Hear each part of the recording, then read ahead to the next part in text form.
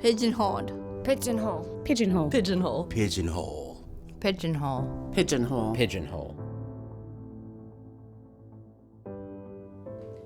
All right, I'm here in my little kitchenette and I'm just gonna make kind of a typical dinner for myself, which is whatever I can find in the fridge or hovering around on the counter.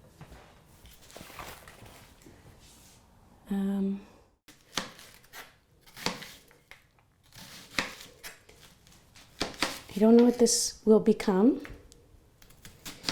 but I do have somewhat even looking onion rings. Okay, I gotta take this keyboard out of the sink. It's in my way. My grip is terrible sometimes, and I knocked my tea over on the keyboard last night. Let's at least take it out of the sink for now, so it doesn't get more wet. So I'm just gonna leave the keyboard on the toaster. Onions in the pan. That's me, bumbling around in the kitchen in 2018 at the request of Dan Pashman from the Sporkful. He didn't ask me to bumble, he asked me to record myself cooking. Nearly 3 years earlier, I emailed him to share this short, semi-autobiographical comedy about how I couldn't cook anymore, cleverly titled Cooking with Brain Injury.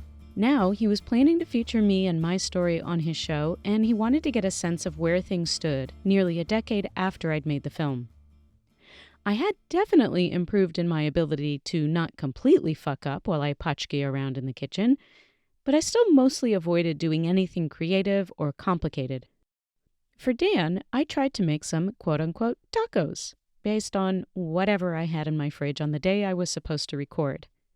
Did it occur to me to shop for the ingredients so I could make something I would like to eat, or that would be fun for strangers to listen to me making? Of course not.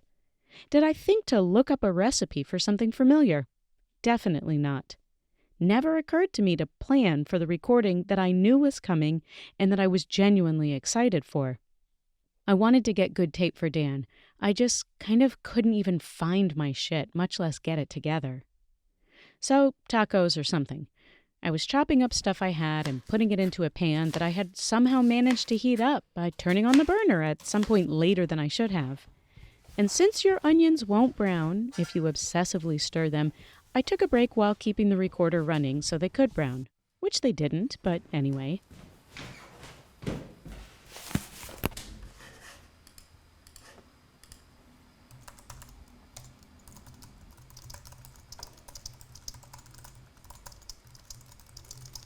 I don't like this keyboard, but my better keyboard is on the toaster right now drying out. Oh, I shouldn't leave my, oh my God. Oh, I left this plastic keyboard on the toaster. Oh, God. Well, if I wasn't just talking to myself right now about what I'm doing, I would have forgotten that the keyboard is on the toaster. So thank goodness I'm narrating my life. I should try narrating my life more often. Maybe I will not burn keyboards on the toaster if I pretend that I'm talking to someone all the time. Okay.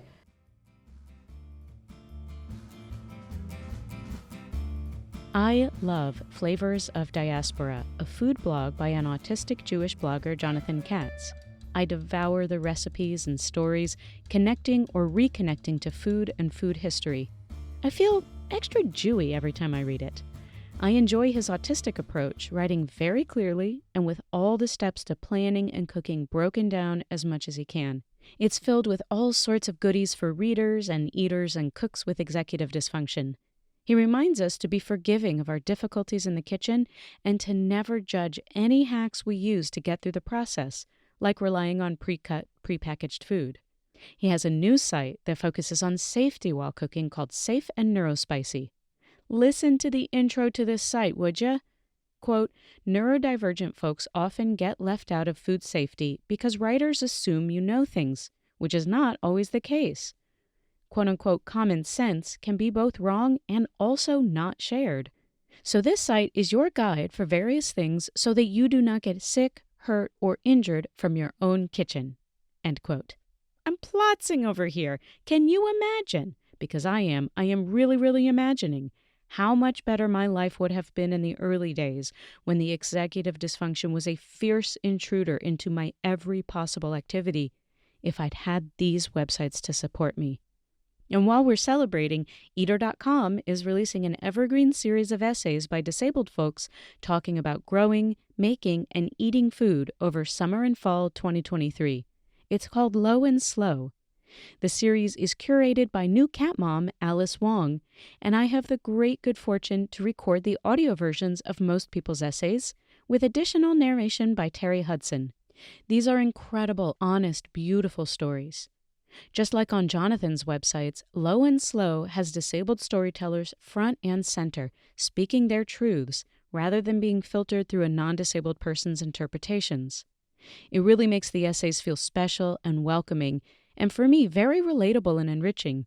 And like Jonathan, S.E. Smith's profile of Sonali Menezes for Low and Slow reassures me about how it's okay to cook or not cook, eat or not eat, hack how you gotta hack. I can't remember now if I finished that email I had furiously started typing while I had one mic clipped to my shirt collar and another hovering on a stand by my loudly buzzing fridge. I totally don't remember that my hands already hurt even back then. And I for sure don't remember going back to finish cooking the meal, but the recording tells me that they did and that I did finish it. This spoon, I don't know why I've been cooking with a teaspoon. It is too small to move this stuff around, especially with the kale. Okay. It is slightly less disgusting looking, although I don't know. I'm going to eat it because I don't like to waste. And as my mom would say, "Oh my God, you're so skinny, eat something, eat something, eat something." She only has that New York Jew mother accent when she's remarking how skinny I am and that I need to eat. Or call, or write more. I piled some slimy but colorful mess from the cast iron pan onto a burnt store-bought corn tortilla and dug in. Did that sound too forced? I bit it, okay? I bit the thing. Oh.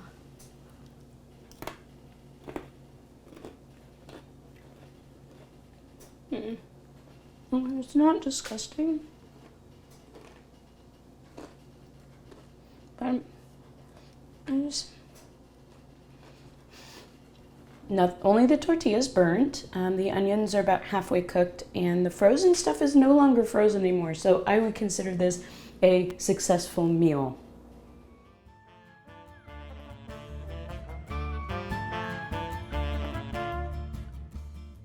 I'm back to making my own corn tortillas by hand, something I'd loved doing for many years before the injury. I've also since made some revolting banana bread, really yummy fried rice a couple times, and I even tried my painful hands at Hamantaschen this year.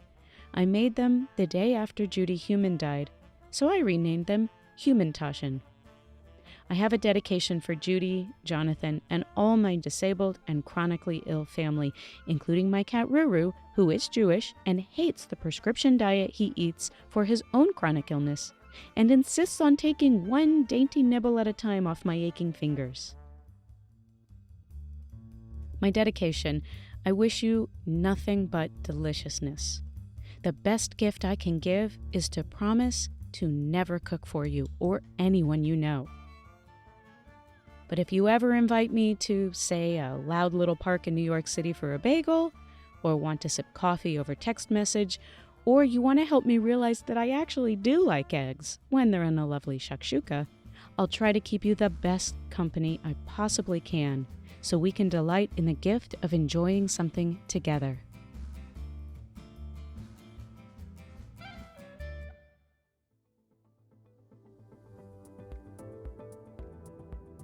Every episode is transcribed. Links, guest info, and transcripts are all at whoamiitostopit.com, my disability arts blog. I'm Cheryl, and this is Pigeonhole. Pigeonhole. Don't sit where society puts you.